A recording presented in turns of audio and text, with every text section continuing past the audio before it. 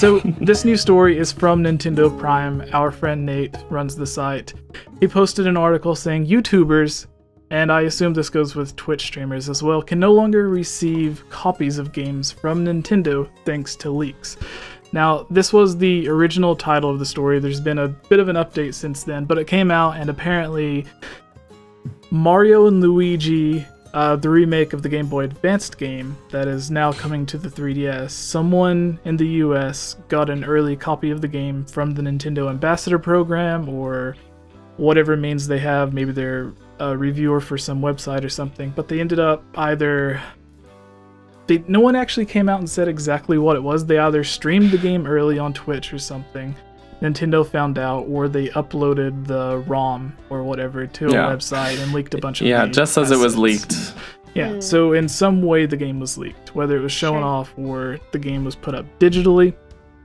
Nintendo obviously got infuriated because of this and made it so that any ambassador or reviewer or whatever for Nintendo could no longer get games from them. And then that night, like literally the next day, Nintendo after I sent Jesse this article, I had an email from Nintendo about, hey, would you like a code for Fire Emblem Warriors? And I was like, I literally read an article where you guys said you weren't sending games to people anymore. So apparently it changed to, I haven't read their official statement yet because I guess it's changed since then. But originally it was they weren't just going to send it to people in the US anymore, and then they changed it so that you can get the game for free to review, but you get it on the day of release. And it's not even midnight of release, you just get it whenever they send it to you that day. It could be like that night, like an hour before the next day. So it was an odd situation. I was kind of wondering if it affected you, but earlier you mentioned that you didn't necessarily get games for review from Nintendo. You're not on their ambassador program, which is odd. I would imagine they would do it. Like I said, my stream's not that big, so... Yeah, but like they all reached out to you. All 20 people who are watching me could just see the new game. I'll give you an email. Are you in the US? Yeah. Yeah, okay. I'll give you an email later. You can email and ask. Oh, that'd be great. Games. So, I mean, I play a ton of Nintendo stuff, so I mean, that's... you went to the World Championship. They must already like you, so... hopefully they still like me afterwards. Hopefully. Unless you sucked and they're like, never again. Oh, she's not a true gamer. And you said you just recently bought the Switch, so it could work out really well. So, anyways, what are your thoughts on this? Obviously, like, you know, the person, whoever did it, was wrong in doing it, whether it was a he, she, whoever. I don't see why you would do that. It's almost an extreme situation, but I see why Nintendo did it. There was a similar situation a few years ago when Pokemon, I believe it was Pokemon Black and White, released, and there was a GameStop that was selling the game early, and Nintendo found out, and they flew one of their lawyers or representatives to the GameStop and had them, like, while the lawyer was there, they called the person who had bought it and had them bring it back. Wow. So, like, there was an extreme reaction that's hardcore. To that. I believe that's what happened. It was a few years ago, but I do know that they flew someone out to handle the situation. And in this, it seems like another kind of extreme from Nintendo, because I know when Breath of the Wild came out, there was a lot of people who were hosting private streams on YouTube where they were streaming the game early. So I can see why Nintendo would do it, because it has been a problem, and maybe it was just this one incident that pushed them over the edge. But yeah, what are your guys' thoughts on this? Because this is the only news story that actually affects us. Yeah, well, for us it was a bit of a time crunch because I wanted to do a review for Fire Emblem Warriors, and then when we got it, it was day one, not early. Yeah. So I had to crunch that video out in like a day just to get it up on time, right? And then I'm like, okay, this is just a first impressions video. We're gonna do a proper review. Don't worry, it's coming. So it's like, yeah, I feel like it's negatively affected us because like we can't. This is the first game that I've gotten for free, but still I wanted, like, knowing that I was gonna get it and looking forward to it. I was like, okay, well, I'd love to have the time to really like flesh out a proper review, and put it out, and then I can't really do that until it's like old news almost. Yeah. But I mean, like, if you have the opportunity to get something for free from a company as big as Nintendo, like, don't be so ungrateful, like, flaunt it and take advantage of that situation. That's just such a like a terrible thing to do. I don't know, you know, like, you're very lucky to have that opportunity, and to just sort of throw it out the window and ruin it for everyone else. It just, that sucks. I'm not mad at Nintendo, because like the reaction makes sense, but just whoever did this is just like, you have ruined such a good thing for so many people. Yeah. So thanks. Because it was sorry, what were you saying, Yellow? Well, I just thought, like, it's really interesting from like a Twitch streamer's perspective, is because like, Nintendo is like really well known for their secrecy, and also their like righteous protection of all of their IPs, and sometimes it rubs people the wrong way, and I don't necessarily know that they've like stepped over the line in how they deal with things, but I do know that sometimes people don't necessarily like it, whether it be stuff like this where they, you know, don't want you to stream things early, or whether it be putting things on the YouTube videos that use their music. You know, for a Twitch streamer, it makes it really hard, because like, you'll make a speed run of Sunshine, and then like, because the Sunshine music is in there, then you can't monetize it on YouTube, which some people might say, well, that's fair, because Nintendo made Sunshine in the first place. So it's this kind of gray area that I think has yet to like shuffle out, as like, whose property is it when I make a video based upon your game that you made. You know, it's like, I'm being entertaining, but I'm using your property too, and so that makes it hard. And then there's like other companies that take it to extremes. Like, I don't know if you heard about Atlus.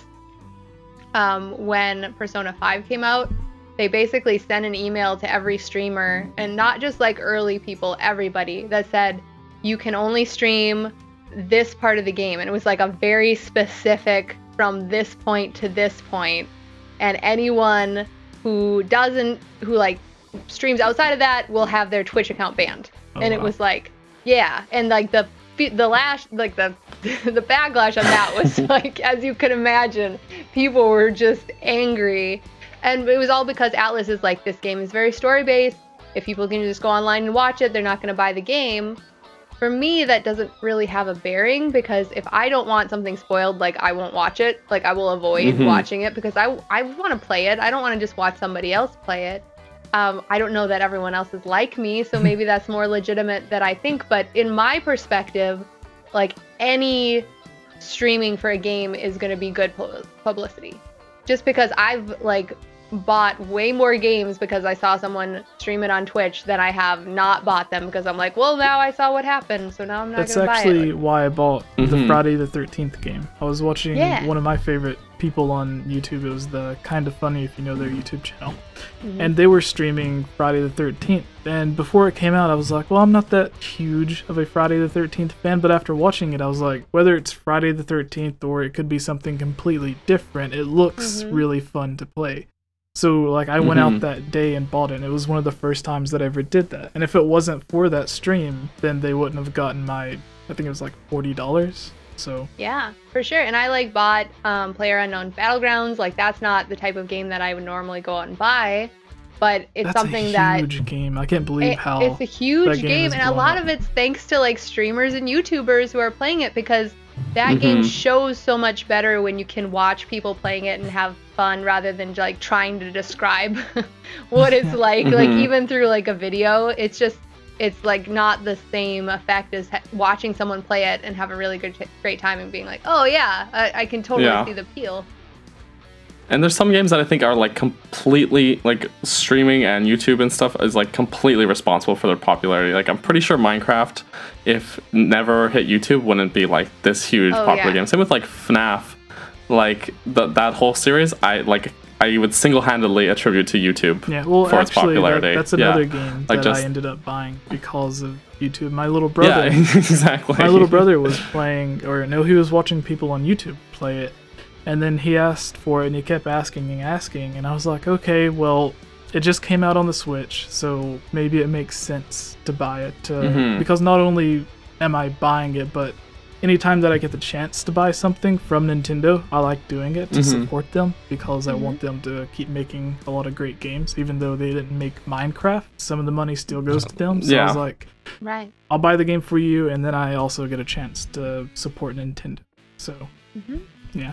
But what I was going to say earlier, I didn't mean to almost interrupt you while you were talking, but whenever you were talking about games, like banning channels and stuff, I was going to say that's why I really like whenever there's an indie developer or someone who actually understands that it'll help sell their game. And some of them, I've seen games where it has like streaming mode or something built in to where it takes out all of the licensed music so you can freely stream it. Or there was something similar whenever one of the only games that I pre-ordered was Witcher 3 because it was I was so excited for Breath of the Wild, and I was like, well, here's this other huge open world game. At the time, I was thinking Breath of the Wild was going to be coming out in a few months. I didn't know it was going to be coming out in like another year and a half. The joke's on you, Jesse. So, slated for 2016, Breath of the Wild.